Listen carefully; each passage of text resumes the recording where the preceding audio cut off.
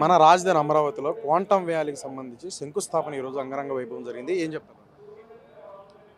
మరి quantum valley రావటం అనేది ఈ రాష్ట్రం చేసుకున్న అదృష్టం.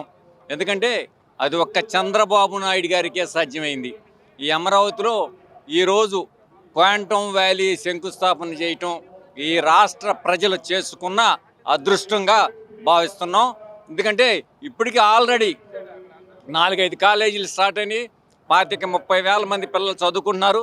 దానికి సంబంధించి మరి పిల్లలకి ఇక్కడ భవిష్యత్ తరాలకి మరి ఉద్యోగ కల్పన కోసం ఈ క్వాంటమ్ వ్యాలీ ఉండాలని చెప్పి చంద్రబాబు గారు ఎంతో కష్టపడి ఈరోజు ఇక్కడ శంకుస్థాపన చేయటం జరిగింది.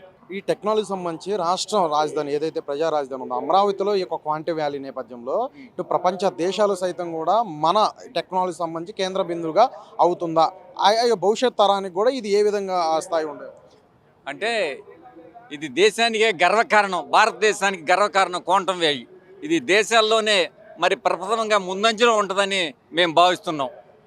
అంటే ఇప్పటికీ టెక్నాలజీ రావడం, అత్యాధునిక టెక్నాలజీ, ఈ యొక్క క్వాంటమ్ కంప్యూటింగ్తో అసలు ప్రధానమైన ఎటువంటి ఫలితాలు వచ్చే అవకాశం మీకు ఐడియా? అంటే ఒకటి, పూర్వం బల్లల మీద పేపర్ మీద రాసేవాడు. కంప్యూటర్ వచ్చినప్పుడు బాధపడ్డారు, ఉద్యోగాలు ఉండవు, కంప్యూటర్ వచ్చింది, కంప్యూటర్ చేసేది పని అన్నారు. కానీ వాళ్ళ కంప్యూటర్ వచ్చినాక పేపర్ మీద రాసే వ్యవస్థను ఎత్తేసి కొన్ని వేల మంది సాఫ్ట్వేర్లో ఉద్యోగాలు చేస్తున్నారు. ఇప్పుడు ఏఐ వచ్చింది, ఉద్యోగాలు రావన్నారు.